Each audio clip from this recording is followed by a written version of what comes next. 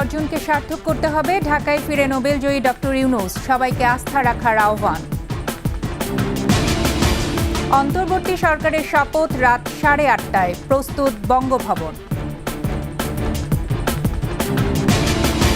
আজও সড়কে শৃঙ্খলা নিয়ন্ত্রণে ব্যস্ত শিক্ষার্থীরা, সন্তুষ্ট পথচারীরাও।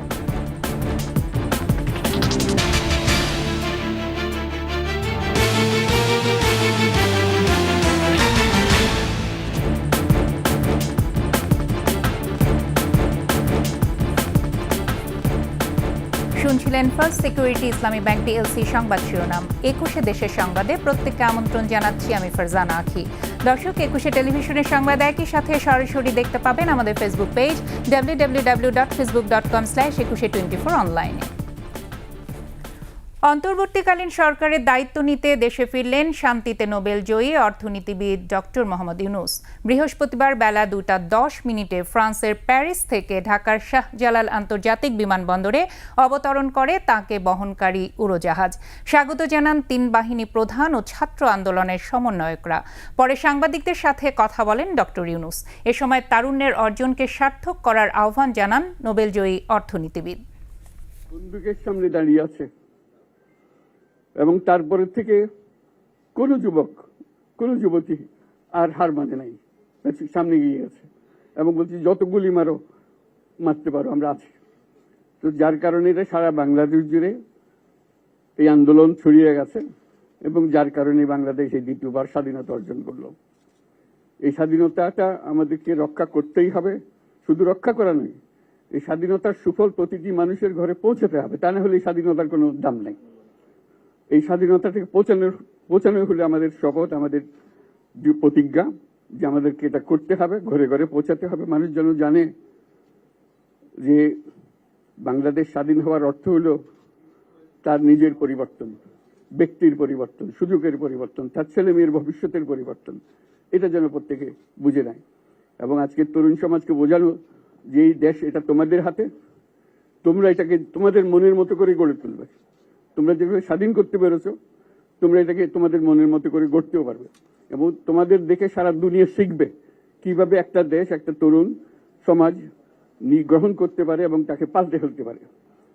তাদেরকে আমি বারে বারে এমনি উপদেশ দিই যে পুরনোদের বাদ দাও, তাদের এই পুরনো চিন্তা দিয়ে এটার মুক্তি আমাদের হবে না করি, সারা দুনিয়ার মধ্যে এটা হবে না। এটা শুধু বাংলাদেশের কথা না, সারা দুনিয়াকে জুড়ে কথা বলছি।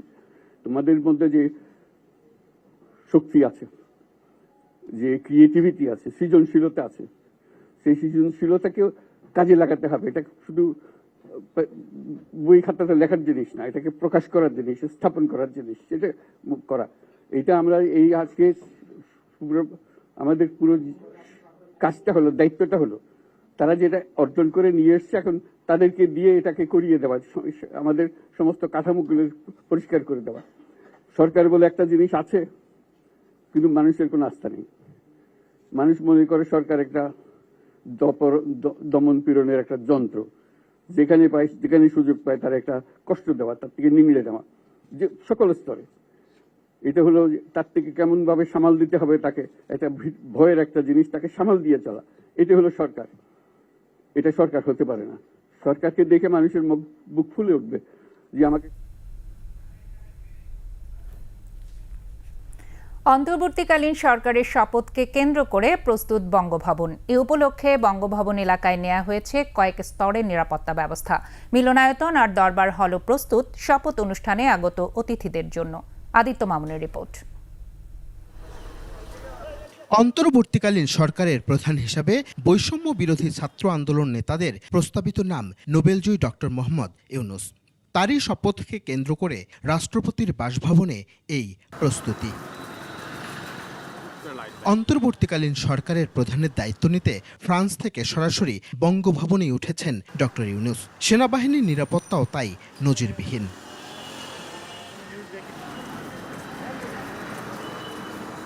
7 মাসের ব্যবধানে আবারও বঙ্গভবন সংশ্লিষ্টদের শপথ অনুষ্ঠানের জন্য কাজের তোড়জোড়ও ব্যাপকতর।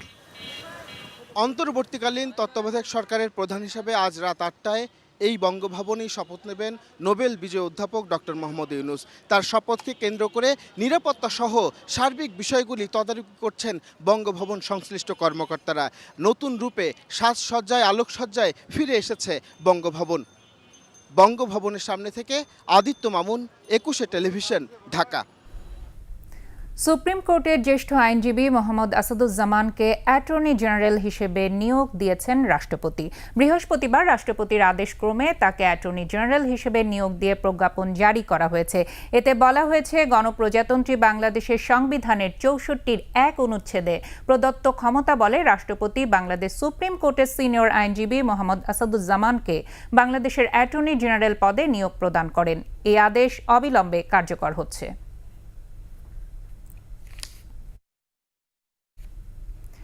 সড়কে নেই কোনো ট্রাফিক পুলিশ। এই অবস্থায় টানা 3 দিন ধরেই রাজধানীর সড়কে ট্রাফিক পুলিশের ভূমিকায় রয়েছেন শিক্ষার্থী ও অন্যান্য স্বেচ্ছাসেবী সংগঠনের প্রতিনিধিরা। বৃহস্পতিবার সকাল থেকেই রাজধানীর গুরুত্বপূর্ণ জনবহুল সড়কে দেখা গেছে বিভিন্ন শিক্ষা প্রতিষ্ঠানের শিক্ষার্থী ও স্বেচ্ছাসেবীরা ট্রাফিক নিয়ন্ত্রণ করছেন। বিস্তারিত জানাচ্ছেন পার্থসারথী। তৃতীয় দিনের মতো রাস্তার ট্রাফিক নিয়ন্ত্রণে শিক্ষার্থীরা। রাস্তায় সিগন্যালের পাশাপাশি তারা ফুটপাতে হাঁটা, নির্দিষ্ট স্থানে গাড়িতে ওঠানামা ও গণপরিবহনগুলো নির্দিষ্ট স্থানে থামার নির্দেশনা দিচ্ছেন। রাস্তায় সিগন্যালের পাশাপাশি তারা ফুটপাতে হাঁটা, নির্দিষ্ট স্থান থেকে গাড়িতে ওঠানামা ও গণপরিবহনগুলো নির্দিষ্ট স্থানে থামার নির্দেশনা দিচ্ছেন। ট্রাফিক নিয়ম মেনে চলতে মানুষ ও গাড়ি চালকদের বাধ্য করছেন স্বেচ্ছাসেবকরা। ট্রাফিক নিয়ন্ত্রণের পাশাপাশি তারা মানুষকে নিয়ম শৃঙ্খলা শেখাচ্ছেন। আমরা তাদেরকে ট্রাফিক রুলস মানার জন্য অনুরোধ করতেছি, এবং যারা হ্যামলেট ইউজ করতে হয় মোটরসাইকেল যাত্রীরা, তাদেরকে আমরা হ্যামলেট ইউজ করার জন্য অনেকে আমরা 10 মিনিট বা 5 মিনিট 5 মিনিট দাঁড়া করে রাখতেছি। তাদেরকে সেভাবে আমরা রাস্তা পার করে দিতেছি। তারপরে ধরেন এখানে আশেপাশে যারা আছে যে আমাদের মানে কোনো বাস পাচ্ছে না বা রিক্সা পাচ্ছে না, তাদেরকে আমরা ওই ব্যবস্থা করে দিচ্ছি। পথচারীরা আপৎকালীন পরিস্থিতিতে শিক্ষার্থীদের এমন উদ্যোগকে স্বাগত জানিয়েছেন। আমাদেরকে অবশ্যই সচেতন হওয়া উচিত, কেননা দেশ তো আমাদের সবাইকে মিলে দেশটা সুন্দর রাখতে হবে। জ্যামজট লেগে যাবে, এরা না থাকলে জ্যামজট ছাড়াইতে ছাড়া তো ভালোই করতো। তারা সুন্দরভাবে এই ট্রাফিক সিগন্যালগুলো আমাদেরকে সহযোগিতা করতেছে। যারা এই কাজটা করছেন তাদেরকে মানে মানুষের অন্তর থেকে এই ভালোবাসাগুলো চলে আসে। তাদের প্রত্যাশা, সকলের সম্মিলিত প্রচেষ্টায় একদিন সবাই নিয়ম মেনে চলবে। পার্থসারথী, 21 টেলিভিশন, ঢাকা।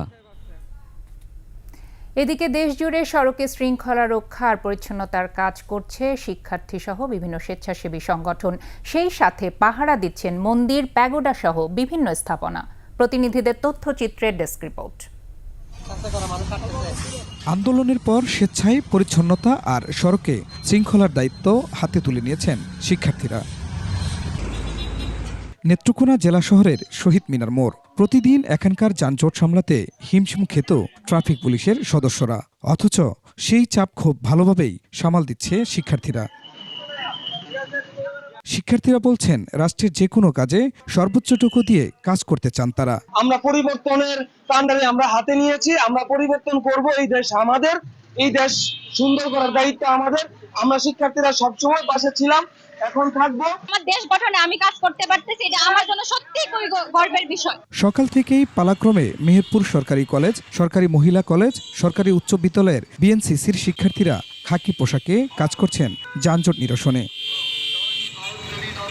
হাসপাতালের শৃঙ্খলা ফেরানো ও আবর্জনা পরিষ্কারের কাজ করছেন ঝিনাইদহের শিক্ষার্থীরা। সকাল থেকে ঝিনাইদহ সদর হাসপাতালে অর্ধশত শিক্ষার্থীরা পরিষ্কার পরিচ্ছন্নতার অভিযান শুরু করেন। সড়কে শৃঙ্খলা ফেরাতে কাজ করছে গাজীপুরের শিক্ষার্থীরাও। ঢাকা টাঙ্গাইল ও ঢাকা ময়মনসিংহ মহাসড়কে নেই চিরচেনা যানজট। তপ্ত রোদের মধ্যেও সকাল থেকেই ফেনী শহরের কেন্দ্রীয় শহীদ মিনার, খেজুর চত্বর এবং দোয়েল চত্বর এলাকায় যানজট নিরসনে কাজ করছেন স্বেচ্ছাসেবী সংগঠন সহ শিক্ষার্থীরা। শিক্ষার্থীদের এমন ভূমিকায় উচ্ছ্বসিত অভিভাবক সহ সাধারণ মানুষ, সেই সাথে লেখাপড়ায় মনোযোগ দেওয়ার পরামর্শও তাদের। খুরশিদ আলম মুকুল, ডেস্ক রিপোর্ট, 21 টেলিভিশন। ছাত্র জনতার অভ্যুত্থান দ্বিতীয় স্বাধীনতা। এই স্বাধীনতা রক্ষা করতেই হবে। প্রথম কাজই হবে দেশের আইন শৃঙ্খলা রক্ষা করা। দেশে ফিরেই কথা জানিয়েছেন শান্তিতে নোবেলজয়ী অর্থনীতিবিদ ডক্টর মোহাম্মদ ইউনূস। বৃহস্পতিবার দুপুর 2:10 প্যারিস থেকে ঢাকার হজরত শাহজালাল আন্তর্জাতিক বিমানবন্দরে নামেন তিনি।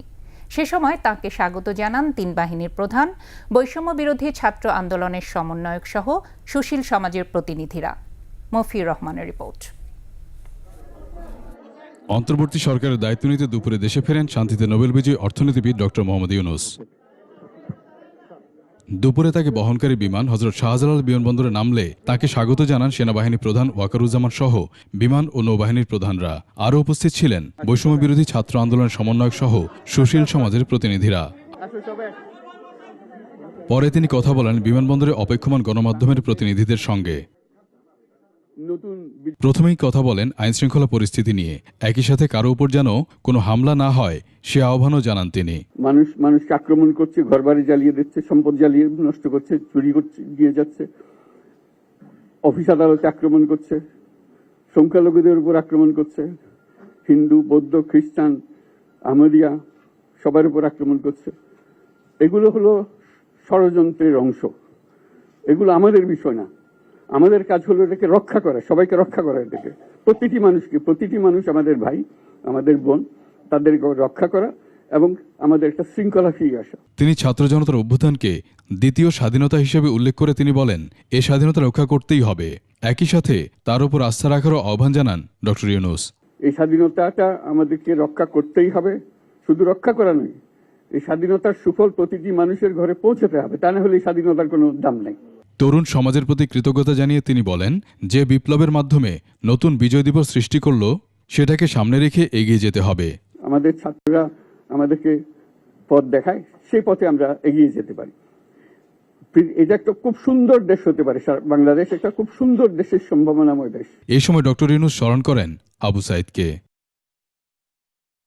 মফিউর রহমান, 21 টেলিভিশন, ঢাকা। সময় হলো বিরতির। যখন ফিরছি তখন অন্যান্য খবরের সঙ্গে আরও যা থাকবে।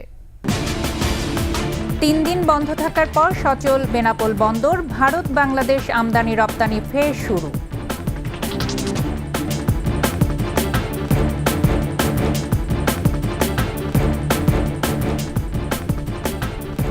দেখছেন 21 দেশের সংবাদ। টানা 3 দিন বন্ধ থাকার পর বেনাপোল বন্দর দিয়ে আমদানি রপ্তানি শুরু হয়েছে। বন্দর কর্তৃপক্ষ জানায় সকাল থেকে ভারতের সাথে শুরু হয়েছে আমদানি রপ্তানি বাণিজ্য। দেশের সার্বিক পরিস্থিতির কারণে বিগত 3 দিন বেনাপোলের পেট্রাপোল বন্দর দিয়ে বাংলাদেশের সব ধরনের পণ্য রপ্তানি বন্ধ ছিল।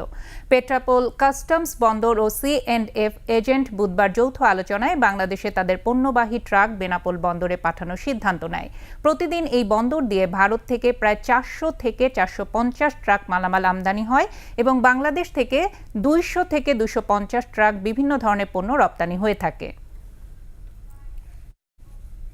জানাবো চট্টগ্রাম সংবাদ।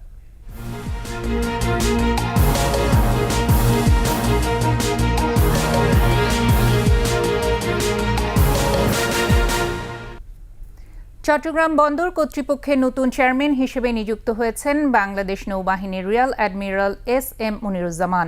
আগামী 11 আগস্ট নতুন চেয়ারম্যানকে কর্মস্থলে যোগ দিতে বলা হয়েছে। এর আগে তিনি বাংলাদেশ নৌবাহিনীর নৌ ফ্লিট কমান্ডার হিসেবে দায়িত্ব পালন করেন। এছাড়া বাংলাদেশ শিপিং কর্পোরেশনের ব্যবস্থাপনা পরিচালক হিসেবেও দায়িত্ব পালন করেছেন রিয়ার অ্যাডমিরাল SM মুনিরুজ্জামান। স্বাভাবিক হতে শুরু করেছে চট্টগ্রাম বন্দরে আমদানি রপ্তানি কার্যক্রম, সেই সাথে ফিরেছে কাজের গতিও। বন্দর কর্তৃপক্ষ জানায় গেল 24 ঘন্টায় 2238টি পণ্য ভর্তি কন্টেইনার খালাস নিয়েছেন আমদানিকারকরা। একইভাবে 2958 TUS রপ্তানি পণ্য ভর্তি কন্টেইনার জাহাজে তোলা হয়েছে। তবে বন্দরে কাজ স্বাভাবিক থাকলেও সড়কে নিরাপত্তার অভাবে গত কয়েকদিন আমদানিকারকরা পণ্য ডেলিভারি না নেওয়ায় বন্দর অভ্যন্তরে কন্টেইনার জট তৈরি হয়েছে।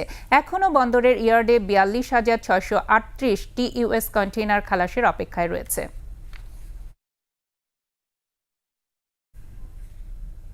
আর এরই সাথে শেষ করছি 21 দেশের সংবাদ। তবে যাবার আগে ফার্স্ট সিকিউরিটি ইসলামী ব্যাংক PLC সংবাদ শিরোনামগুলো জানাচ্ছি আরও একবার। তারুণ্যের অর্জনকে সার্থক করতে হবে, ঢাকায় ফিরে নোবেলজয়ী ডক্টর ইউনূস, সবাইকে আস্থা রাখার আহ্বান। অন্তর্বর্তী সরকারের শপথ রাত 8:30টায় প্রস্তুত বঙ্গভবন।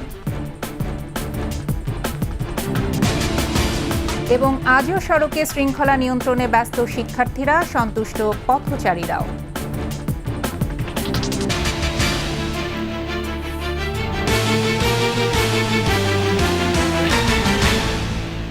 সর্বশেষ খবর জানতে ডায়াল করুন 2021 নম্বরে আর ভিজিট করুন 21-tv.com এই ওয়েবসাইটে। এছাড়া ফেসবুকে লগ ইন করতে পারেন facebook.com/2124 অনলাইনে। পরবর্তী সংবাদ সন্ধ্যা 6:55 দেখার আমন্ত্রণ রইল। 21-এর সাথেই থাকুন।